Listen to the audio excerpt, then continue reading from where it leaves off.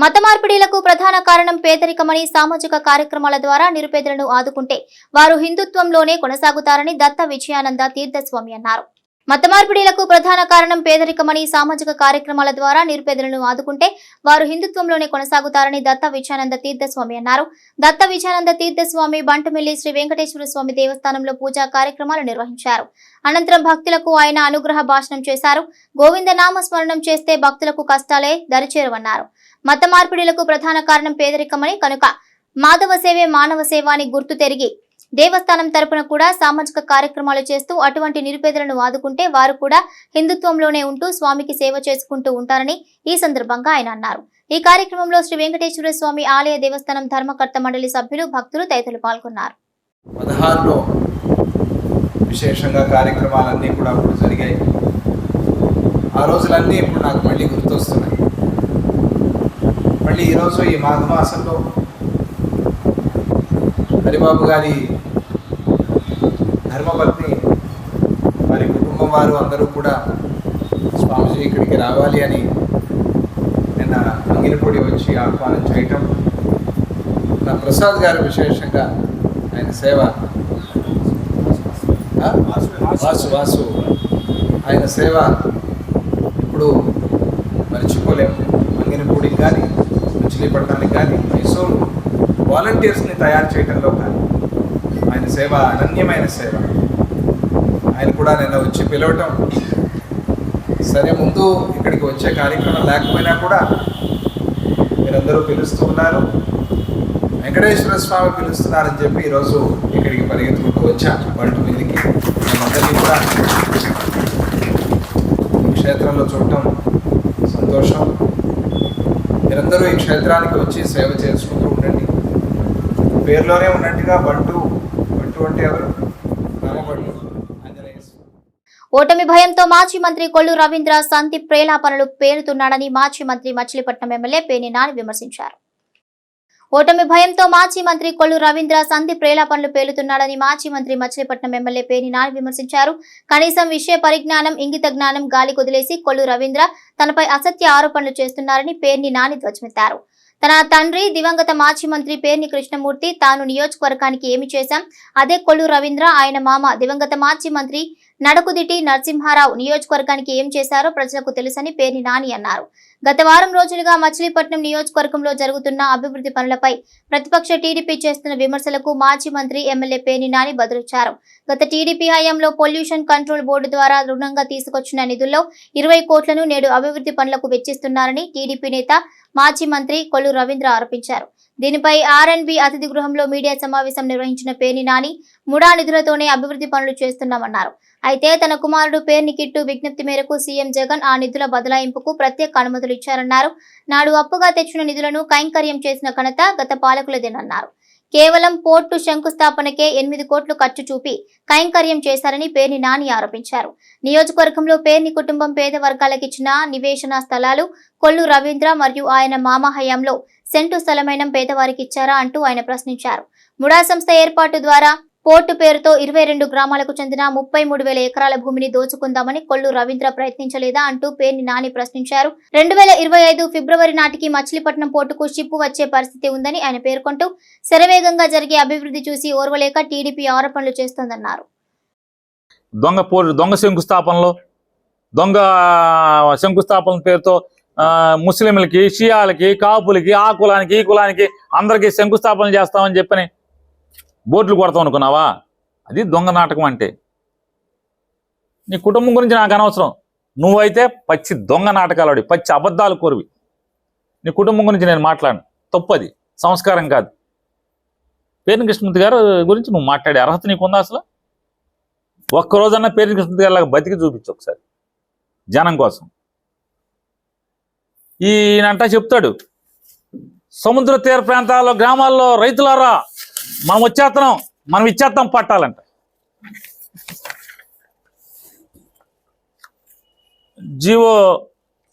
GO number 43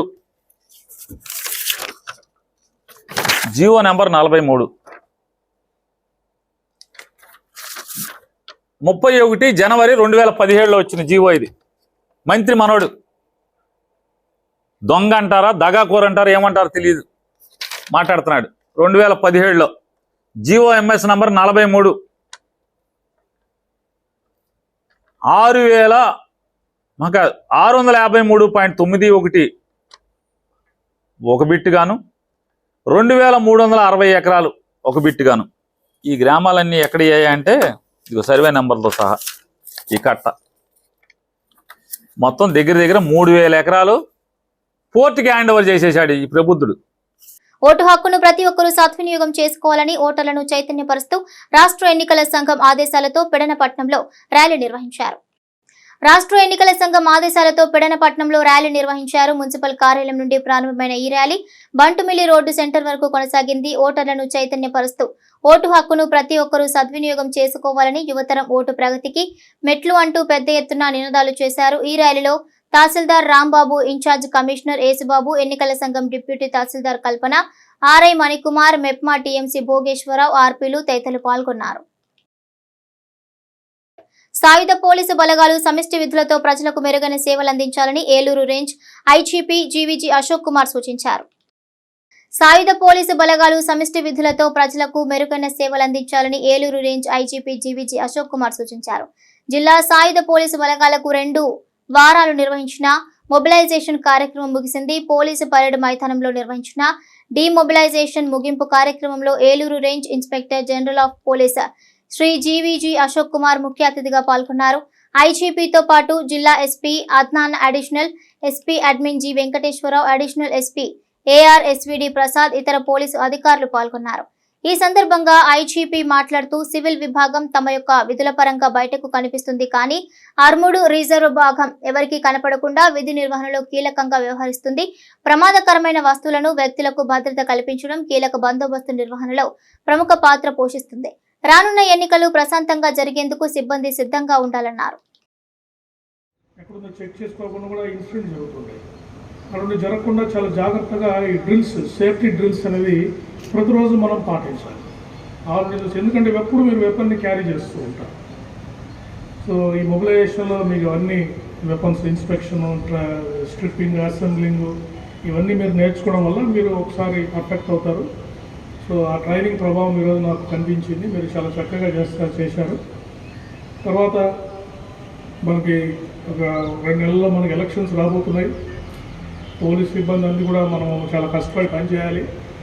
ఎన్నికలు ప్రశాంతంగా నిర్వహించాలి. ఎందుకంటే మనము రకరకాల డ్యూటీస్ పెరిగిపోతాయి. ఇప్పటి నుంచి విఐపి బందోబస్తు డ్యూటీస్ పెరుగుతాయి.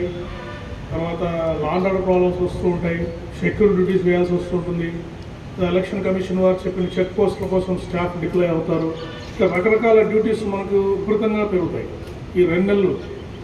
అంటే ప్రతి ఒక్కటి పోలీసు వైపే చూస్తారు. ఏ చిన్న సంఘటన జరిగినా కూడా పోలీసులు ఎక్కడున్నారు, ఎక్కడున్నారు అందరూ అడుగుతూ ఉంటారు. కాబట్టి ఈ పరిస్థితుల్లో మన మీద చాలా రెస్పాన్సిబిలిటీ ఉంది. ఎలక్షన్స్ ప్రశాంతంగా జరగడం అనేది చాలా రెస్పాన్సిబిలిటీ ఉంది మనకు. బట్ మనం అందరం చేయగలము. మీరందరూ కష్టపడి పనిచేసి ఈ ఎలక్షన్స్ ఇవన్నీ కూడా ఎటువంటి పరిస్థితుల్లో ఇబ్బంది లేకుండా ప్రశాంతంగా జరుపుతారని నేను విశ్వసిస్తున్నాను. దేశవ్యాప్తంగా 500 రైల్వే స్టేషన్ల పునరాభివృద్ధికి ప్రధానమంత్రి నరేంద్ర మోడీ ఈ నెల 26న వర్చువల్ విధానంలో శంకుస్థాపన చేయనున్నారని రైల్వే వర్గాలు వెల్లడించాయి. దేశవ్యాప్తంగా 500 రైల్వే స్టేషన్ల పునరాభివృద్ధికి ప్రధానమంత్రి నరేంద్ర మోడీ ఈ నెల 26న వర్చువల్ విధానంలో శంకుస్థాపన చేయనున్నారని రైల్వే వర్గాలు వెల్లడించాయి. అమృత్ స్టేషన్ స్కీమ్ ద్వారా దేశంలో 1500 రైల్వే అండర్ పాస్ ఫ్లైఓవర్లను ఈ సందర్భంగా ప్రధాని మోడీ శంకుస్థాపన చేయనున్నారు. ప్రస్తుత రైల్వే బడ్జెట్ లో ఆంధ్రప్రదేశ్ కు 9,138 కోట్ల రూపాయల కేటాయింపు జరిగిందని, రాష్ట్రంలో 72 రైల్వే స్టేషన్లను ప్రపంచ స్థాయి సౌకర్యాలతో అభివృద్ధి పరుస్తున్నారని ఆ వర్గాలు పేర్కొన్నాయి. ఈ నేపథ్యంలో ఈ నెల 26వ తేదీన ప్రధానమంత్రి మోదీ రైల్వేల అభివృద్ధికి వర్చువల్ గా చేయనున్న శంకుస్థాపన కార్యక్రమం అందరూ వీక్షించేందుకు మచిలీపట్నం రైల్వే స్టేషన్ లో భారీ స్క్రీన్ ఏర్పాటు చేసినట్లుగా రైల్వే స్టేషన్ మాస్టర్ నాగేశ్వరరావు తెలిపారు. ఈ కార్యక్రమంలో పలువురు రైల్వే అధికారులు, జిల్లాకు చెందిన అధికారులు పాల్గొంటారని ఆయన తెలిపారు. రేపు సోమవారం 26 ఫిబ్రవరి ప్రైమ్ మినిస్టర్ గారి వీసీ ప్రోగ్రాం ఉంది, వర్చువల్ కాన్ఫరెన్సు. దానికి సంబంధించి రైల్వే స్టేషన్లో ఒక ప్రోగ్రాం అంటూ జరిపించడం జరుగుతుంది. దానికి హైయర్ అఫీషియల్స్ అందరూ అటెండ్ అవుతారు. అలాగే ప్రైమ్ మినిస్టర్ గారు ఆ రోజు 26వ తారీఖున వర్చువల్గా ఆయన ఓపెనింగ్ చేస్తారు. మొత్తం ఒక ఇండియన్ రైల్వేస్లో ఒక 554 రైల్వే స్టేషన్స్, అలాగే ఎన్నో ఒక 1000 వరకు ఆర్యూబీ ఆర్ఓబీస్ ఇవన్నిటికి కూడా ఓపెనింగు అనే కార్యక్రమం ఆయన వర్చువల్గా ఓపెన్ చేస్తారు. దానికి సంబంధించి మన మచిలీపట్నంలో ఉన్న వాళ్ళందరికీ కూడా ఆహ్వానం మేము త్రూ దిస్ సిటీ కేబుల్ మేము ఆహ్వానిస్తున్నాము. ఎస్పెషల్లీ ఈ మచిలీపట్నంలో ఈ ఏబిఎస్ఎస్ అమృత్ భారత్ స్టేషన్ స్కీమ్లలో ఈ మన మచిలీపట్నం స్టేషను సెలెక్ట్ అవ్వింది. సో ఆ ఉద్దేశంతో మనం ఇక్కడ మచిలీపట్నం రైల్వే స్టేషన్ ప్లాట్ఫామ్ మీద ప్రోగ్రామ్ కండక్ట్ చేస్తున్నాము. ఆ రోజు కలెక్టర్ గారు కానీ, ఎస్పీ గారు కానీ, అలాగే లోకల్ హయ్యర్ అఫీషియల్స్ అందరూ కూడా అటెండ్ అవ్వడానికి అవకాశం ఉంది. ఈ స్టేషన్లో జరుగుతున్న డెవలప్మెంట్ కార్యక్రమాలు అన్నిటినీ ఆ రోజు వివరించడం జరుగుతుంది. మనకి ఈ 4 సంవత్సరాల్లో మన railway station, Machilipatnam railway station ఎంతో అభివృద్ధి చెందింది. ఇంకా అభివృద్ధి చెందడానికి ఇంకా ఒక రీసెంట్గా ఒక 30 కోట్ల వరకు శాంక్షన్ చేయించడం జరిగింది. దానికి సంబంధించిన కార్యక్రమాలను ఇప్పుడు ఈ స్టార్ట్ చేయడం కొరకని చెప్పేసి మన ప్రైమ్ మినిస్టర్ గారు వీసీ అనేది జరుగుతుంది. మచిలీపట్నం నియోజకవర్గ అభివృద్ధికి సహకరిస్తున్న ముఖ్యమంత్రి జగన్మోహన్ రెడ్డిని రానున్న ఎన్నికల్లో గెలిపించాలని వైసీపీ నియోజకవర్గ ఇన్ఛార్జి పేర్ని కిట్టు విజ్ఞప్తి చేశారు. నియోజకవర్గంలో అభివృద్ధి గురించి మాట్లాడే అర్హత టీడీపీకి లేదని వైసీపీ నియోజకవర్గ ఇన్ఛార్జి పేర్ని కిట్టు అన్నారు. శంకుస్థాపనలు చేసిన అభివృద్ధి పనులన్నీ కొనసాగుతున్నాయని టీడీపీ నాయకులు పరిశీలించుకోవాలన్నారు. టీడీపీ నాయకులు పరిశీలించుకోవచ్చన్నారు. నగరంలో 6 మరియు 11 డివిజన్లలో 57 లక్షల రూపాయలతో వివిధ అభివృద్ధి పనులు మేయర్ చిటికిన వెంకటేశ్వరమ్మతో కలిసి కిట్టు ప్రారంభించారు. ఈ కార్యక్రమంలో డిప్యూటీ మేయర్ మాడపాటి విజయలక్ష్మి, మాజీ municipal chairman Shilar Dada, corporator Parnam Satish, YCP కన్వీనర్లు గూడవల్లి నాగరాజు, శీలం భారతి తదితరులు పాల్గొన్నారు. దాదాపు 35 లక్షలతో రోడ్డు పనులు, అలాగే 11వ డివిజన్లో రోడ్లు, డ్రైన్లు, అలాగే పార్క్ డెవలప్మెంట్ కలుపుకొని మొత్తం మీద 22 లక్షల దాకా పనులు ప్రారంభించడం జరిగింది. ఈరోజు మనం చూసుకున్నట్టయితే సంక్షేమ పరంగా ఈ ప్రభుత్వం ఎంత ముందు ఉందో అందరికీ విదితమే. అలాగే ప్రజలకు ఎంతో అవసరమైన రోడ్లు, డ్రైన్లు నిర్మాణంలో కూడా మునుపు ఏ ప్రభుత్వం చేయని విధంగా పనులు చేసుకుంటూ పోతూ వాళ్ళకి సమస్యలని తీరుస్తూ సాగుతూ ఈ ప్రభుత్వం ముందలు సాగుతుంది. అలాగే కేవలం సంక్షేమం, రోడ్లు, డ్రైన్లే కాకుండా ఊరు అభివృద్ధి గురించి కూడా ఆలోచిస్తూ మచిలీపట్నానికి పోర్ట్ అయితేనేం, మెడికల్ కాలేజ్ అయితేనేం, ఫిషింగ్ హార్బర్ అయితేనేం ఇవన్నీ జగన్మోహన్ రెడ్డి గారి హయాంలో తీసుకొచ్చి ఈరోజు ప్రజలకు అంకితం చేయడం జరుగుతుంది. ప్రజలందరికీ ఒకటే చెప్తున్నా, ఈరోజు ప్రతిపక్షాలు జరుగుతున్న ఈ అభివృద్ధిని చూసి ఓర్చుకోలేక ఇవన్నీ దొంగ శంకుస్థాపనలని, ఇవన్నీ పనులు జరగవని మాట్లాడే ప్రతిపక్షాలకు ఒకటే చెప్తున్నా, వీలైతే మీరు కూడా ఓ 10 మందో 15 మందో నాయకులు ఉన్నారు కదా, ఎక్కడెక్కడ నేను కొబ్బరికాయ కొడతాను అక్కడెక్కడ మంచం ఒకటి ఏర్పాటు చేస్తా, పడుకోండి. పని జరుగుతుందో లేదో రోడ్డు అయ్యేదాకా పడుకుని దానికి కూడా ఏమైనా ఛార్జ్ చేస్తానంటే వాటికి కూడా ఏర్పాటు చేస్తాం, మున్సిపాలిటీ నుంచి జనరల్ ఫండ్ నుంచి ఏర్పాటు చేస్తాను ఏదో ఒకటి, లేకపోతే మేమే జేబులోంచి డబ్బులు ఇస్తాం. జాగ్రత్తగా రోడ్లన్నీ అవుతున్నాయా లేదా చూసుకుని ఆ రోడ్డు పూర్తయ్యాక అప్పుడు మంచం మీద నుంచి లేచి మీ ఇళ్ళకి వెళ్ళండి ఏమైనా అనుమానాలు ఉంటే గనక. ఎందుకంటే జరుగుతున్న అభివృద్ధిని ఓర్చుకోలేక అదేదో పాత సామెత ఉంటుంది, ఆడు చేయడు పక్కనోడిని చేయనివ్వడు అన్నట్టు. మీరు 5 ఏళ్ళ కాలం ప్రజలు మీకు ఇస్తే అభివృద్ధి చేయకపోగా పోర్ట్ అనే పేరు చెప్పి ఊరికే ఒక లారీ మీద వెహికల్ని ఊరేగించి ఆ పోర్టు భూములని 33,000 ఎకరాలు రైతులు పేకమే కత్తి పెట్టారు. ఈరోజు రైతులు ఎవరిని ఇబ్బంది పెట్టకుండా కేవలం ప్రభుత్వ భూమిలోనే ఈరోజు పోర్టు కడతాం జరుగుతుంది. చోట్ల రోడ్లు, డ్రైన్లు అవన్నీ కూడా ఏవైతే అవసరాలు ఉన్నాయో గడప గడపకి మన ప్రభుత్వంలో తిరిగినప్పుడు ఏ అవసరాలు ఉన్నాయో అని చెప్పి బాబు చెప్పారు. అవన్నీ కూడా ఇవాళ శంకుస్థాపన చేయడం జరిగింది. అలాగే 11వ డివిజన్ గూడవల్లి నాగరాజు గారి డివిజన్లో కానీ 22 లక్షల గ్రాంట్తో ఇక్కడ రోడ్డు కానీ పార్కు కానీ ఏవైతే అవసరాలు ఉన్నాయో అవన్నీ కూడా చేయటం జరుగుతుంది. మరి బందర్లో ఇంత గత 5 సంవత్సరాల్లో వాళ్ళు చేశారు, ఏ పని చేయలేకపోయారు. ఇప్పుడు ఈ 5 సంవత్సరాల్లో వైఎస్ఆర్ ప్రభుత్వం వచ్చాక ఇంత అభివృద్ధి చేస్తున్నా కూడా ఇంకా మాట్లాడుతున్నారు. ప్రజలు ఎవరో నమ్మే పరిస్థితుల్లో లేరు, అన్ని అబద్ధాలు అవాస్తవాలు మాట్లాడుతున్నారు. మరి ఇంత అభివృద్ధి జరుగుతున్నా కూడా కళ్ళ కట్టినట్టు బందర్ పోర్టు కానీ, మెడికల్ కాలేజీ కానీ, ఫిషింగ్ హార్బర్ కానీ మరి పార్కులు చాలా పాడుపడిపోయి ఉన్నాయి. చాలా పార్కులు నేను వచ్చిన తర్వాత ఈ 5 సంవత్సరాల్లో నాకు తెలిసిన ఇదివరకే గతంలో రాజకీయాల్లో మాకు అందుగా అనుభవం లేకపోయినా ఇప్పుడు మేము ప్రతి రోజు గడప గడప కానీ ఇంటింటికి కానీ ప్రతి అవసరం నిమిత్తం తిరుగుతున్నాం. ఎంత అభివృద్ధి జరిగిందో ఈ మచిలీపట్నంలో 30 సంవత్సరాల్లో ఎన్నడూ లేనంత అభివృద్ధి జరిగింది.